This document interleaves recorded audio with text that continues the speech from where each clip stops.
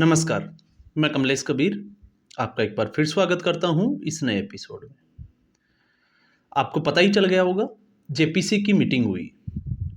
JPC joint parliamentary committee और वक्फ board का जो बिल है, आपको पता होगा उसको जेपीसी में भेजा गया था और उस पे लगातार जो है वो मीटिंगें हो रही थी। विपक्ष जो है वो कभी इसका बाइकआउट करता है और आज विपक्ष ने जो हद पार की, और आपको पता होगा कल्याण बनर्जी, उन्होंने मेज पे रखी हुई कांच की जो बोतल है पहले उसको तोड़ा और उसके बाद में उसको जो है वो दूसरे को मारने के लिए फेंकने की पूरी कोशिश की गई।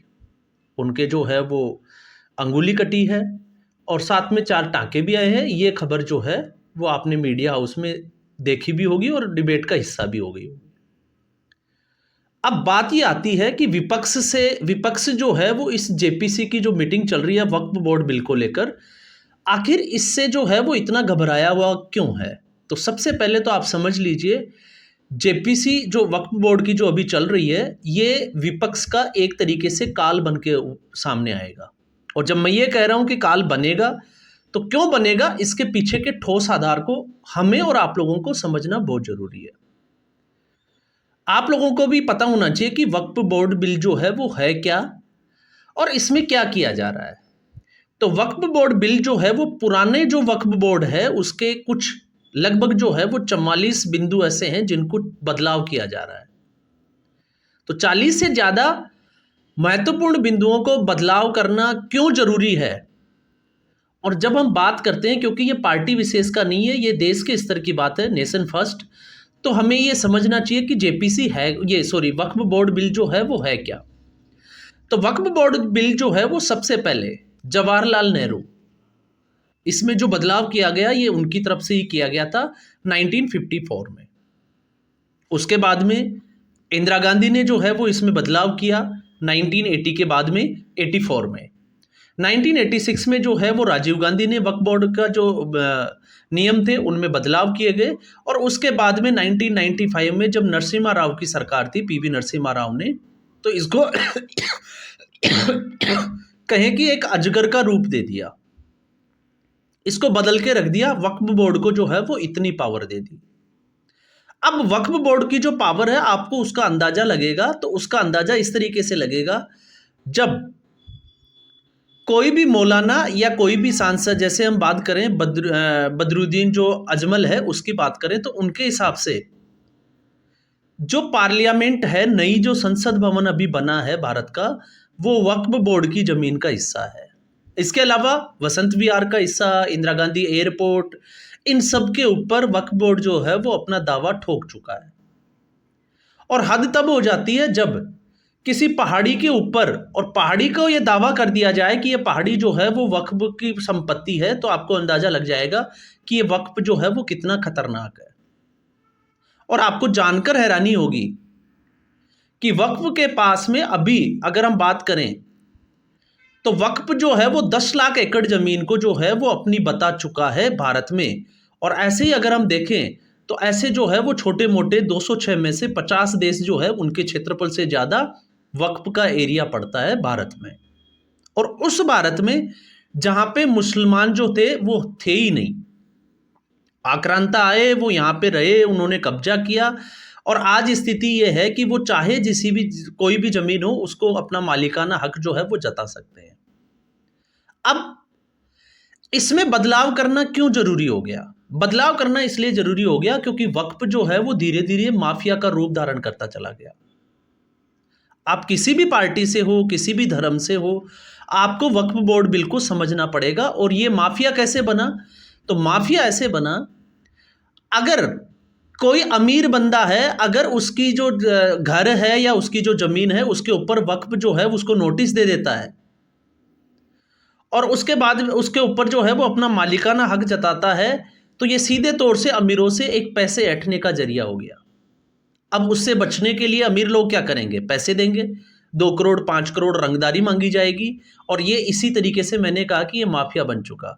और गरीब व्यक्ति क्या करेगा?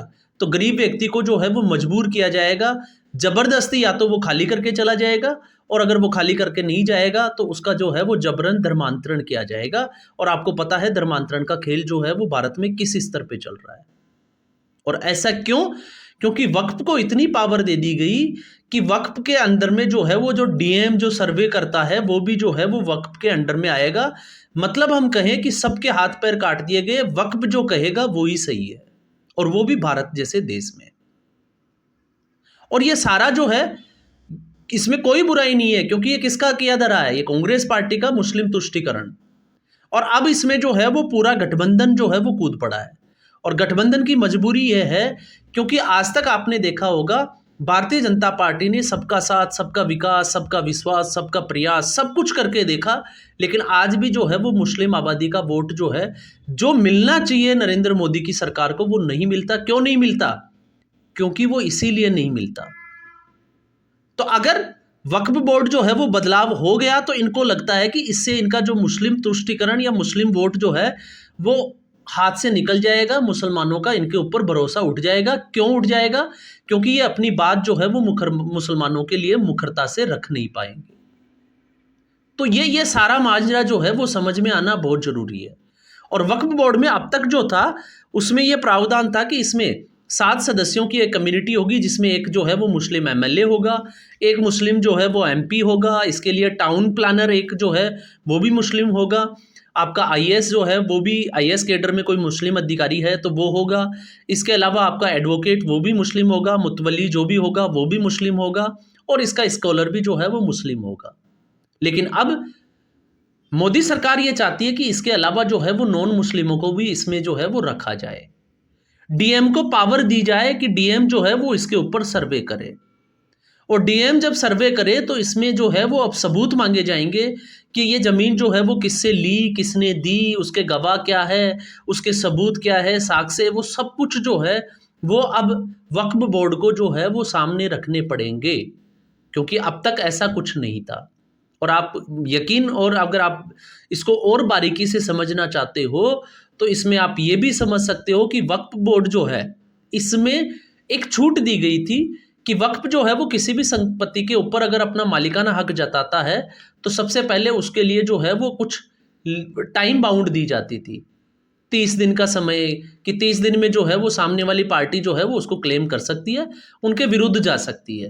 लेकिन आप सोच के देखिए, वो एक ऐसे अखबार में दिया जाएगा, चाहे उर्दू का अखबार हो जिसको पढ़ना ही लिखना ही नहीं आती, तो 30 दिन। तो अब जो है वो इस टाइम बाउंडेशन जो है वो उसको हटाया जाएगा और इसको अनलिमिटेड किया जाएगा, कभी भी जो है वो इस पर ये किया जा सकता है। इसके अलावा अब जो है वो महिलाओं को भी इसमें स्थान दिया गया है। महिलाओं में स्थान देने का मतलब ये है कि अब तक कोई भी मुस्लिम जिसके मान लो कोई औलाद नहीं है, बच्चे नहीं है, तो वो अपनी जो ज़मीन है वो वक्फ को दे देता था, क्योंकि वक्फ का जो मतलब होता है, इंग्लिश में इसको डोनेट कह देते हैं, हम लोग इसको दान कह देते हैं, और मुस्लिम जो है वो वक्फ कह देते हैं। तो ये जो है वो किसी को गोद नहीं ले सकते, किसी के जो है वो जगह जो है वो ट्रांसफ़र नहीं करा सकते थे, इसलिए सारी जो ज़मीन है वो वक्फ को चली जाती थी। तो अब जो है वो इसमें महिलाओं को भी अधिकार दे दिया गया है। तो ये कुछ चीज़ें हैं जो अब इसमें बदलाव की जो है वो ज़रूरत है। और जब 40-45 चीज़ों की अगर हम बात करते हैं तो आपको पता होगा, जब इतनी चीज़ों में बदलाव की ज़रूरत है तो मुझे लगता है कि वक्फ बोर्ड जो बिल है उसको ख़त्म कर देना चाहिए। क्योंकि इसके अलावा आपने कभी सुना कि जैन का जो है वो कोई बोर्ड है, या कोई जो है वो ईसाइयों का, क्रिश्चियनिटी का कोई बोर्ड है, या बौद्ध धर्म वालों का कोई बोर्ड है, हिंदू धर्म का कोई बोर्ड है? और जब हिंदू धर्म में अभी आपने देखा था कि जो पवन कल्याण थे उन्होंने एक आवाज़ उठाई थी कि सनातन संरक्षण जो है वो एक बोर्ड होना चाहिए, और उसके खिलाफ ये लोग जो है वो किस तरीके से उठ खड़े हुए थे। तो ये सीधे तौर से विपक्ष का जो दर्द है, मैं उसको आपको बताने की कोशिश कर रहा हूँ कि विपक्ष जो है वो इस पे इतना बौखलाया हुआ क्यों है, और उसके दर्द के पीछे की वजह क्या है।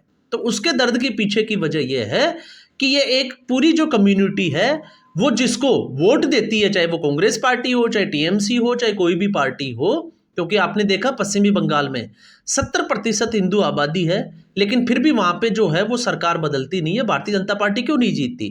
क्योंकि हिंदू आबादी जो है वो बटी हुई है, बाकी आबादी जो है उनको पता है क्योंकि आपने देखा टीएमसी सांसद ने जिस तरीके से अपने जो है वो बोतल तोड़ी, तो इन्हीं लोगों को जो है वो वोट देना पसंद करते हैं, क्योंकि उनको लगता है कि अगर उनके खिलाफ कोई संसद में कोई आवाज़ उठाई जाएगी तो ये लोग उनको डिफेंड करेंगे, और अगर ऐसा नहीं होता है तो फिर ऐसी स्थिति में इनका वोट बैंक जो है वो इनको हाथ से निकलने का पूरा डर लगा रहता है। तो ये जो है वो वक्फ बोर्ड का पूरा माजरा है। इसमें देर सबेर जो है वो बहुत सारी चीज़ें आपने देखा होगा, कोर्ट कचहरियों में भी ऐसे मैटर जाते हैं, और फिर उसके बाद में हालांकि फटकार भी लगाई जाती है, लेकिन वक्फ बोर्ड को जो है वो पावर ही इतनी दी गई है कि ये कुछ भी कर सकता है। संपत्तियों को जो है वो किराए पे दे सकता है, ये किसी भी तरीके से जो है वो पैसा कमा सकते हैं। और आप मानोगे तो जैसे अभी आपने देखा कि बुलडोजर का जो एक्शन चल रहा है, तो अरविंद केजरीवाल को कोट करके मैं बोल रहा हूँ, अरविंद केजरीवाल ने खुद ने एक स्टेटमेंट दिया है कि मुकेश अंबानी का जो एंटीलिया हाउस है वो वक्फ बोर्ड की संपत्ति पे बना हुआ है, और अगर उनकी सरकार आती है तो वो उसको जो है वो ज़मीन में, या हम कहें कि उसको तहस नहस कर देंगे, उसके ऊपर बुलडोजर चला देंगे। तो आप समझ सकते हैं कि ये लोग जो है वो किस मानसिकता के हैं, और इसी मानसिकता की वजह से जो है वो वक्फ बोर्ड जो है वो बनाया गया है, क्योंकि इससे इनको लगता है कि इनका जो वोट बैंक है वो सुरक्षित रहेगा। और ऐसी बहुत सारी प्रॉपर्टी, क्योंकि मैंने कुछ उदाहरण लिए हैं, और ये उदाहरण इसलिए ज़रूरी हो गए कि नेहरू से चला एक जो बीज डाला गया वक्फ बोर्ड का, आज वो जो है वो पूरे तरीके से माफिया बन चुका है। और ये सारे ऐसे बीज डाले गए हैं, और जब ऐसी बात की जाती है वक्फ बोर्ड को जो है वो इसमें बदलाव करने की बात की जाती है, तो फिर एक जो है वो सेकुलर विपक्षी पार्टियां जो है वो लगातार रोना रोती है कि ये भारत जो है वो सेकुलर राष्ट्र है। तो सेकुलर कब जोड़ा गया? सेकुलर जो है वो संविधान में संशोधन करने की एक प्रक्रिया शुरू हुई, नहीं कर पाए, लेकिन जब इमरजेंसी लगी तो इंदिरा गांधी ने बड़े चालाकी के साथ जो है वो सोशलिस्ट और सेकुलर शब्द जो है वो भारतीय संविधान में जोड़ दिया। तो ये जब जब ऐसी कोई स्थिति सामने आती है तो फिर ये लोग जो है वो इसी तरीके की आवाज़ उठाते हैं। तो ऐसा नहीं है, ये एक विशेष तौर से अगर हम देखें तो भारत की एक डेमोग्राफी चेंज करने का ये प्रयास किया जा रहा है, और इस प्रयास में वक्फ बोर्ड जो है वो इस वक्त जो है वो सबसे सफल माना जाएगा। और सफल इसलिए माना जाएगा क्योंकि वक्फ बोर्ड को जिस तरीके से और जिस हिसाब से अनलिमिटेड पावर्स दी गई, उसके सामने ना आप जो है वो क्लेम कर सकते हैं। अगर आपकी प्रॉपर्टी को वक्फ बोर्ड ये कहता है कि हमारी प्रॉपर्टी है, वक्फ की प्रॉपर्टी है, तो ना आप उसके खिलाफ जो है वो कोर्ट जा सकते हैं, ना आप खिलाफ उसके पैरवी कर सकते हैं, ना वकील खड़ा कर सकते हैं, ना उसके खिलाफ केस लड़ सकते हैं। तो आप सोच के देखिए कि जिस देश में आप जो है आपकी पीढ़ियां दर पीढ़ियां जो है वो यहाँ पे पैदा हुई, और उसमें आपकी अगर ये स्थिति है, और जो बाहर से आया आक्रांता जो 500 साल 700 साल से पुराना उनका इतिहास नहीं है, वो आके ये कहे कि नहीं ये हमारी संपत्ति है, तो फिर आप और हम समझ सकते हैं कि ये भयावह स्थिति क्यों बनी हुई है।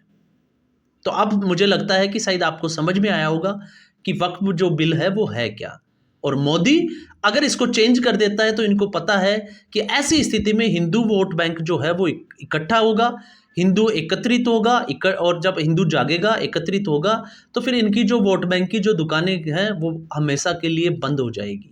इसलिए ये इससे बौखलाए हुए हैं, और ये चाहते हैं कि किसी भी तरीके से जेपीसी में ये मुद्दा जो है वो आगे बढ़े ही नहीं। फिर उसके लिए चाहे इन्होंने अंगुलियां काटनी हो, किसी के ऊपर बोतल फेंकनी हो, बाइकआउट करना हो, या दूसरे हथकंडे जो है वो अपनाना हो। तो आज के एपिसोड में बस इतना ही। उम्मीद करूंगा ये वीडियो एपिसोड आपको पसंद आया होगा। वीडियो को लाइक करें, शेयर करें, चैनल जरूर सब्सक्राइब करें। धन्यवाद।